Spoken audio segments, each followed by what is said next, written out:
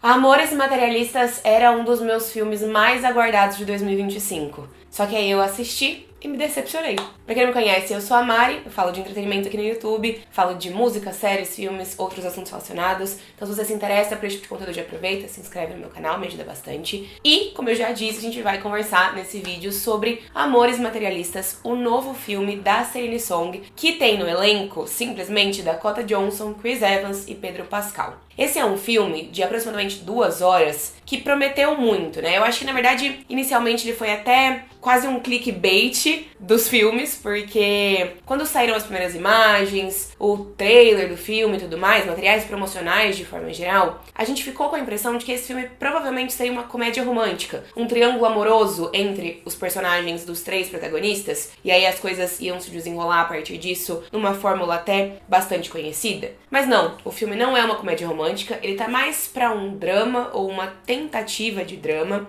que ainda assim tinha muito potencial, mas, como eu falei, não me agradou, realmente foi uma decepção pra mim. Acho que eu criei expectativas ao redor desse filme por 2 motivos. Primeiro, o elenco, né? A gente tem nomes de peso no elenco. Acho que quando a gente olha pro currículo e pro trabalho, né, de forma geral, dos 3 atores, quem menos se destaca em termos de atuação, na minha opinião, é a Dakota Johnson. Ela já fez várias coisas muito aleatórias e muito de qualidade duvidosa. Ela fez 50 Tons de Cinza, ela fez Madame Teia recentemente. Foram trabalhos um pouco, né, complexos. Mas o Pedro Pascal e o Chris Evans têm currículos um pouco mais robustos, por assim dizer. Eu gosto bastante dos 2 atores, então tinha expectativa em relação ao elenco. Mas eu acho que ainda mais do que isso, eu tinha uma expectativa muito grande na Celine Song. Porque o outro grande filme da carreira dela, até o momento, pelo menos, né, foi Vidas Passadas, Past Lives, que recebeu indicações ao Oscar no ano passado. E foi um filme que eu gostei muito. Eu acho que, assim, Vidas Passadas, ele tem uma outra questão no sentido de ritmo. Eu acho que não é um filme que agrada todo mundo. Muita gente não vai gostar, muita gente não gostou do filme porque ele tem um ritmo mais lento mesmo. Mas eu acho que é um filme que, acima de tudo, faz muitas reflexões muito relevantes sobre a vida adulta, né? Em Vidas Passadas, e eu só vou dizer isso pra gente ter um contexto da minha expectativa em relação a Amores Materialistas, mas Vidas Passadas girava ao redor de uma mulher que tinha nascido na Coreia, se mudado para os Estados Unidos cedo e anos depois se reconectado com um amigo de infância da Coreia. E aí, basicamente, o filme é ela reencontrando esse antigo amigo, e na dinâmica que existe entre eles, claramente existe uma faísca, uma química, algo que poderia acontecer, mas ela já tá num outro relacionamento, ela é casada e ela fica nessa dúvida, né? Ela fica um pouco balançada em relação a esse reencontro com essa pessoa que fez parte da vida dela no passado. Mas eu acho que esse filme é muito mais sobre trazer reflexões em relação aos e se's da vida, e se você tivesse ido pra um outro lugar, e se você tivesse tomado decisões diferentes. E também é sobre reflexões em relação a quem você é, né? Essa protagonista de Vidas Passadas, ela percebe em determinado momento do filme que não faz sentido se apegar a algo que poderia ter feito parte da vida dela se ela tivesse ficado na Coreia. Ela seria outra pessoa se ela tivesse ficado na Coreia, mas a vida que ela construiu pra si mesma não cabe muitas coisas que faziam parte da vida dela no passado, né? O que poderiam ter feito parte da vida dela se ela tivesse ido pra um outro caminho. Então eu gosto muito de todas as reflexões que a Celine Song faz em Vidas Passadas. Por isso, eu tinha expectativas de que, de repente, ela entregasse reflexões à altura em Amores Materialistas. E eu não acho que isso acontece. Então, em Amores Materialistas, a gente vai acompanhar a Lucy, que é uma mulher que mora em Nova York, e ela trabalha numa empresa de matchmaking, que basicamente é uma empresa casamenteira, acho que talvez essa fosse a melhor tradução, mas os clientes contrata uma empresa, ela é designada para alguns clientes e ela tenta fazer matches entre os 2 clientes. Então, se ela encontra uma mulher que procura um homem de 40 anos, bem-sucedido, legal, isso e aquilo, ela vai sugerindo pessoas para dates para essa cliente, dentro ali do banco de dados da clientela dela, né? Então, basicamente, o trabalho dela é esse, é arrumar dates para as pessoas, encontros para as pessoas que se tornam clientes ali da empresa. E aí, ela tá no casamento de uma cliente dela, que foi um caso de sucesso, né? Porque ela fez ali o match entre essa cliente e um pretendente, os 2 estão se casando, deu super certo. E ela conhece o irmão do noivo, que é o Harry, que começa a dar em cima dela e chamá-la pra sair. Ele é muito rico, ele é o cara perfeito. Só que ao mesmo tempo, ela também, nesse mesmo casamento, reencontra o ex-namorado dela, o John. Ele, por sua vez, tá trabalhando na empresa do buffet ali do casamento. Então os dois se reconectam e ela começa a ficar levemente dividida entre os dois. Eu até achei que possivelmente o filme fosse ser sobre isso, sobre ela estar dividida entre dois amores, né? Isso foi talvez o que o trailer tenha dado a entender. Tanto que o marketing do filme girou muito ao redor de qual é a melhor escolha, o Pedro Pascal ou o Chris Evans, quem é mais bonito, né? Quem é o maior galã. Sendo que o filme, na real, não é sobre isso, né? Eu gosto muito da parte do filme que traz reflexões sobre o quanto é difícil namorar no momento atual, né? Eu gosto muito de tudo que o filme faz em relação a escancarar como é esse mercado, trazer os exemplos dos clientes da Lucy, que são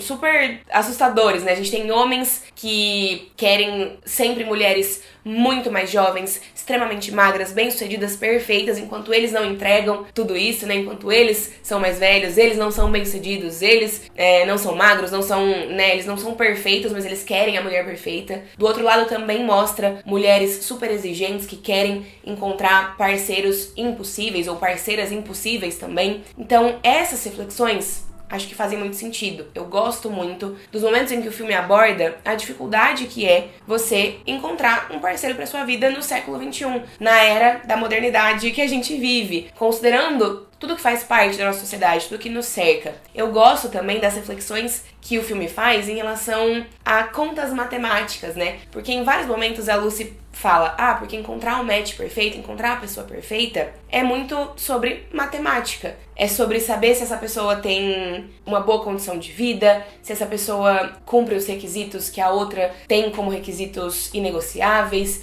Então existe também uma parte matemática, uma parte de ciências exatas em se relacionar com uma outra pessoa. É óbvio que o amor é importante, é óbvio que a gente não pode excluir esse fator da nossa vida. O amor, eu também acredito, é uma coisa mágica que a gente também precisa de um pouco de sorte pra encontrar na vida. Mas o sucesso ou não sucesso de um relacionamento não depende só de amor. Depende de várias outras questões. Depende da criação de uma pessoa, depende da situação financeira de uma pessoa, depende das ideologias de uma pessoa. Tudo isso aqui é relevante na hora de ditar ou não o sucesso de um relacionamento. Então, quando o filme fala sobre essas coisas, eu gosto. Eu acho até que ele se repete um pouco, ele reforça a mesma coisa muitas vezes, quando a gente já entendeu algumas dessas coisas.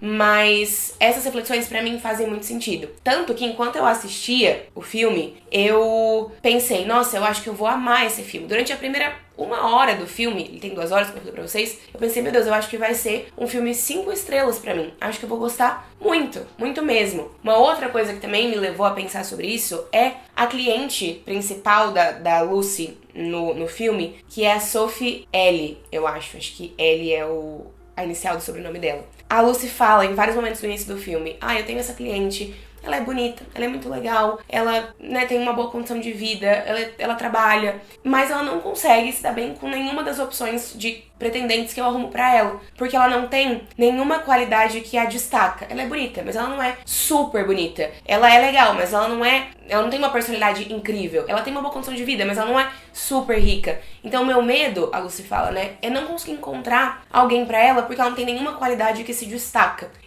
Essas reflexões sobre essa personagem também me deixaram um pouco abalado, porque eu fiquei pensando, gente, nossa, eu tenho muito medo de ser a Sophie. De repente, ser legal, ser bonita, ser ter uma boa condição de vida, ter uma boa família, mas tudo no neutro, sabe? Nada, tipo assim, me destacando muito e de acabar nesse mesmo lugar, nessa mesma personagem que tá o tempo todo ali morrendo de medo de morrer sozinha e não consegue dar certo em nenhum relacionamento que ela começa. Então, tudo tava me agradando no filme. Eu tava gostando das reflexões, eu tava gostando de pra onde a história tava indo. Mas eu acho que da metade pro final, a coisa foi ladeira abaixo pra mim. O filme não funcionou pra mim, por alguns motivos. No meio do filme, eu parei e pensei, cara, eu não sei exatamente pra onde esse filme vai. Na verdade, eu não tenho nem ideia de pra onde esse filme pretende ir. Fiquei pensando qual é, de repente, o melhor caminho pra esse filme. Porque no meio do filme eu percebi que, na minha cabeça, não fazia sentido a Lucy ficar nem com o Harry e nem com o John.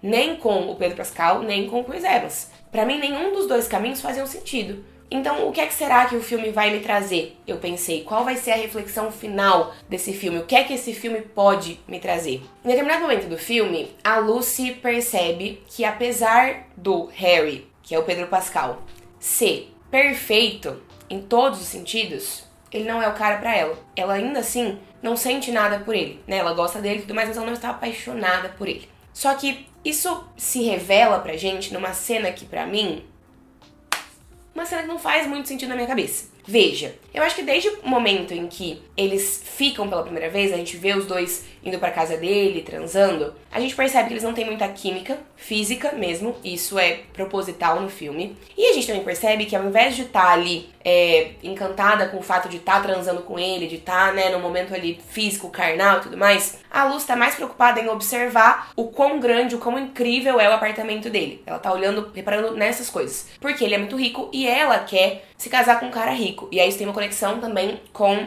o antigo relacionamento dela, né, com o Chris Evans. A gente vai falar disso depois. Então, nesses momentos, já dá pra perceber que, apesar dele ter levado ela em encontros perfeitos, dele ser bonito, dele ser legal, dele ser rico, dele ser tudo que ela sempre, que qualquer mulher sempre quis num cara, né, ele é o cara perfeito, ele é um unicórnio, como é dito, né, como a Lucy fala pra ele que ele é em determinado momento, ela fala, no meu mercado, na minha área de trabalho, você é o que a gente chama de unicórnio, porque você é perfeito em todos os sentidos. Apesar de tudo isso, eles não funcionam muito bem. Só que, ainda que eu ache que isso já fica um pouco claro em alguns momentos, eu também acho que o filme poderia ter tirado um tempinho ali pra fazer essa reflexão. E não faz. Quando ela decide terminar com ele, é de uma forma muito abrupta, na minha opinião. Os dois estão na cama e ela observa as cicatrizes que ele tem na perna. E ele entende o que é, porque também isso já tinha sido dito pra gente no começo do filme. No começo do filme tem uma cena dela conversando com uma colega de trabalho, e a colega de trabalho fala sobre como existe uma cirurgia que deixa os homens um pouco mais altos, alguns centímetros mais altos. E aí ela percebe que o Harry, que é o personagem do Pedro Pascal, fez essa cirurgia. E ela confronta ele, né? Ela fala, na verdade, ela observa, ele fica meio puto, levanta e tudo mais, ele pergunta pra ela, você sabe o que é essa cicatriz? Ela fala, acho que eu sei. Daí ele conta pra ela que ele fez essa cirurgia. E aí a gente tem um momento ali dele falando, a cirurgia muda alguma coisa pra você? Deixa eu abaixar aqui pra... daí ele pergunta pra ela, quer saber quantos centímetros eu consegui com a cirurgia? Aí ela, sim, daí ele abaixa na altura dela pra mostrar. E ele foi, acho que de, sei lá, 1,65 pra quase 1,80. E essa cena é tão aleatória, eu achei tão desnecessário. Tipo, eu entendo o que o filme tá dizendo nesse momento. Eu entendo o que o filme tá dizendo pra gente. Olha, esse cara que a gente considerava o cara perfeito, ele não era tão perfeito assim. Ainda assim, ele estava tentando corresponder aos padrões, às exigências que a gente tem na sociedade. Então, será mesmo que alguns centímetros na altura fazem diferença pra ser ou não um cara perfeito? Mas ele fala sobre o quanto ele se sentia inseguro e o quanto ele conseguiu confiança e o quanto as mulheres começaram a chegar nele depois que ele ganhou alguns centímetros de altura. Então eu entendo essa mensagem. No fim das contas, o filme tá dizendo pra gente, olha como a gente tem esses padrões estéticos, esses padrões físicos, que as mulheres também sofrem muito mais, né? Acho que os homens, eles sofrem com altura, talvez, e com cabelo, né? Homens carecas também sofrem muito. Homens calvos, né? Pra mim, o problema não é nem homem careca. Eu acho que homens calvos sofrem muito mais, porque também é um padrão que a gente tem na nossa sociedade para beleza masculina. As mulheres, obviamente, sofrem com muito mais. Se a mulher não for perfeita, se ela não for magra, se ela não for isso, se ela não for aquilo, também não existe valor nisso, né? Então, eu entendo o que o filme tá dizendo. Eu só acho que ele diz pra gente isso de uma forma muito porca. Ele diz isso pra gente de uma forma que é cringe. Eu acho que o filme poderia ter trazido essa discussão dele com a Lucy, né, com a personagem da Dakota Johnson, sobre o quanto, apesar dele ser incrível, eles não terem química, eles não sentirem nada um pelo outro. Ela fala pra ele também nesse momento, você também não me ama. Dele, acho que eu sou incapaz de amar. E ela fala, não, eu tenho certeza que uma hora isso vai acontecer pra você, né? Você não é incapaz de amar, você vai saber quando isso chegar na sua vida. Então, toda essa reflexão, ela já seria válida sem essa necessidade dessa cena onde a gente tem esse personagem falando sobre isso. Essa já era uma coisa que já tinha sido estabelecida no filme antes. Eu não vejo necessidade dessa cena estar aqui. E aí, então, depois desse término, ela vai atrás do ex-namorado, porque ela não tem onde ficar naquela semana, porque ela ia viajar com o Harry, e aí ela tinha alugado o apartamento dela por uma semana, então ela não tem onde ficar, ela vai atrás do John. Os dois estão decidindo fazer uma viagem, né? Vamos dirigir pro interior, porque não dá pra você ficar no meu apartamento, ele fala pra ela. Porque o meu apartamento está tenebroso. Os meus colegas de apartamento estão em casa e tá tudo porco. E tem várias cenas do apartamento que são desesperadoras pra qualquer adulto funcional, entendeu? A sujeira na pia, tudo caindo aos pedaços, os colegas de quarto que não fazem nada, a camisinha que o outro colega de quarto deixou usada no meio do chão da sala, a louça. Desesperador, porque o conceito é, o Harry é rico e o John, que é o ex-namorado da Lucy, é pobre. E aí o John, a gente entende ao longo do filme, ele é um aspirante a ator. E ele conheceu a Lucy quando ela também era uma aspirante a atriz. Ela queria ser atriz, até que ela percebeu que isso não ia pra frente, ela foi conseguir um trabalho no qual ela era boa. E ele continua ali batalhando pela carreira de ator, mas isso não tem ido pra frente. E aí também no começo do filme a gente tem uma cena de flashback do relacionamento dos dois. E a cena desse flashback é os dois andando de carro em Nova York e tendo uma briga muito feia no meio da rua, porque eles estão atrasados pra uma reserva de jantar que eles fizeram pra comemorar o aniversário de 5 anos de relacionamento num restaurante chique, que vai ser super caro, e o John não quer pagar $20, $25 no estacionamento, porque isso é muito dinheiro, e ele é pobre, ele não tem dinheiro, porque ele tá com esse sonho de ser ator. E anos se passaram e ele continua sendo essa pessoa, ele continua não tendo condições de jantar num lugar legal, de pagar uma coisa mais cara. Então quando ela vai atrás dele e eles vão dirigir pro interior, eles começam a se reconectar. E aí eles têm uma briga feia, onde ela fala pra ele: você tá esquecendo de tudo que a gente tinha de problema, você tá achando que me ama, que ainda me ama, mas você me odeia na verdade, porque eu sou uma pessoa materialista. E aí vem o título do filme também. Eu não quero pra minha vida alguém que não pode pagar um jantar num restaurante legal uma vez no ano. Eu não quero ficar brigando por conta de $20 pro resto da minha vida. E pra mim, esse é um dilema muito válido. Pra mim, isso é um motivo suficiente para um relacionamento não dar certo. Então, quando no final do filme os dois ficam juntos,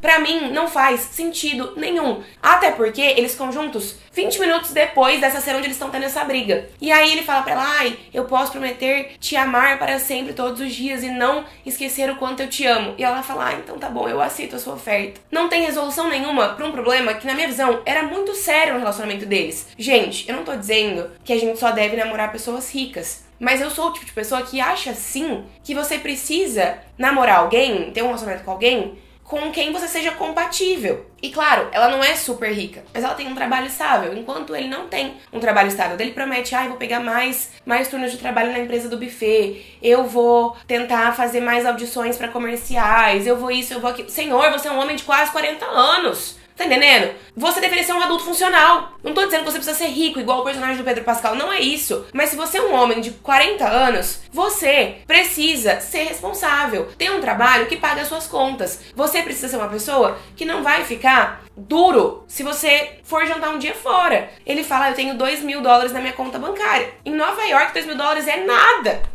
Serve pra nada, você não consegue sobreviver um mês com $2.000 em Nova York. Existe um problema muito grande entre eles. A questão do dinheiro é relevante em qualquer relacionamento? Sim. Se ela fosse o tipo de pessoa que é super rica, que não precisa trabalhar, que não precisa se preocupar com dinheiro, e aí eles tivessem um relacionamento, provavelmente seria desigual, mas ainda assim tudo bem, ela teria condições suficientes de bancar ela mesma e ele. Tipo assim, existem relacionamentos assim, né? Onde pessoas que não têm boas condições de vida acabam se casando com pessoas ricas e aí dinheiro não é mais um problema. Se esse é o caso também, beleza, cada um. Mas quando a gente tá falando de um casal onde uma pessoa tem uma condição de vida normal e a outra não consegue pagar as contas, não consegue aos 40 anos, de repente, morar num apartamento decente, eu não tô nem falando que ele não poderia estar dividindo um apartamento, mas olha as pessoas que estão morando com ele, olha a situação da imundície da casa dele. Você vai me dizer que isso não é um problema? Que isso não é uma questão no relacionamento? Claro que é. Ou pior, né? Se você quer então dizer que o amor é mais forte que isso... Nossa, eu tô falando muito, né? Meu Deus. Você precisa então fazer um desenvolvimento do personagem onde isso seja crível. Onde dê pra eu acreditar que, beleza, ele sabe que as coisas que ele tem ali são um problema e ele tá já resolvendo e passou um tempo e ele conseguiu colocar a vida em ordem. Ok. Mas no fim das contas, a mensagem desse filme que traz várias discussões relevantes ao longo do filme sobre o quanto é difícil ter um relacionamento, sobre o quanto relacionamento não é só sobre amor, no fim das contas a mensagem é: o amor supera tudo. Ah, porque olha só, eles se amavam, então todo o resto não importava. E aí, se fosse pra eu ter essa resolução final de um filme, eu assistiria um filme da Disney, uma comédia romântica de verdade. Essa resolução para este filme não faz sentido pra mim. Não faz sentido, porque existe um problema entre eles que não vai ser solucionado pelo simples fato deles quererem solucionar esse problema. Então eu achei incoerente. Achei esse final incoerente. E aí, pra piorar, no fim do filme, a gente tem ela falando que vai se demitir do trabalho, mas recebendo uma proposta pra ser promovida. Então a gente não tem uma resposta clara se ela continuou trabalhando ou se ela pediu demissão. Mas ela tem toda uma crise no trabalho que vem a partir do fato de que a Sophie, que é essa cliente que eu falei pra vocês, que existe, né, que é a principal da história, foi pra um encontro e foi assediada pelo cara. Então, essa também é uma história, né, ali dentro das várias histórias desse filme. Só que eu também achei que o filme trouxe isso sem muito propósito. Se a intenção do filme era discutir o trabalho da Lucy, fez isso porcamente. Poderia sim ter usado dessa situação para trazer uma grande discussão sobre o trabalho dela, e eu acho que talvez o objetivo tenha sido esse, mas eu acho que fez isso de forma porca. Eu acho que fez isso de forma superficial. Eu acho que todas as discussões um pouco mais profundas que o filme acaba trazendo nas suas resoluções, então essa questão do assédio que a cliente sofreu, o término com o Pedro Pascal, a resolução dela voltar com o Chris Evans, tudo isso que são as principais análises e histórias do filme, tudo isso foi feito de forma superficial. Eu não acho que o filme conseguiu chegar em lugar nenhum. E conversando sobre ele com vocês, eu percebo ainda mais, eu fico pensando que eu desgostei ainda mais do que eu achei que eu tivesse desgostado no começo. Realmente, Amores Materialistas foi uma grande decepção pra mim. Não funcionou. O filme acaba, inclusive, com a Lucy sendo pedida em casamento pelo John, com uma flor, um anel de florzinha. Ai, vamos tomar uma decisão financeiramente irresponsável? Ai, gente, vocês têm 40 anos. Presta atenção. A impressão que eu fico é que a Celine Song queria contar uma história sobre amores que são materialistas, ou seja, amores em que o dinheiro importa, mas a resolução que ela encontrou pra essa questão foi, ai, no fim o amor supera tudo. E eu não acho que o amor supera tudo. O amor supera muitas coisas, mas não tudo. Relacionamentos que duram não dependem só de amor, porque só amor não é suficiente. Você precisa ser compatível em diversas outras coisas para o relacionamento funcionar também. E digo mais, os personagens, eles são tão superficiais em vários sentidos e têm nomes também tão esquecíveis que eu tenho que parar e pensar, ah tá, o personagem do Pedro Pascal é o Harry, o personagem do Chris Evans é o John. E aí tem a Lucy, que é um pouco mais fácil de identificar porque é só uma, né? Uma mulher protagonista. Mas achei os personagens esquecíveis, achei que o filme, inclusive, tentou se sustentar nos nomes do elenco, nos atores do elenco, pra construir esses personagens. E é isso, assim, infelizmente, Amores Materialistas não funcionou pra mim. E eu tô vendo muitas opiniões diversas sobre o filme, então teve muita gente que gostou, teve muita gente que não gostou. E quero saber o que é que vocês acharam, porque muita gente eu acho que também vai ter as impressões que eu tive, mas acho que boa parte também vai discordar de mim, e tudo bem. Mas essa daqui é a minha opinião sobre esse filme. Se vocês gostaram do meu vídeo, deixem um joinha, me contem o que é que vocês acharam do filme nos comentários e se inscrevam no canal. E é isso aí. Um beijo e a gente se vê numa próxima oportunidade.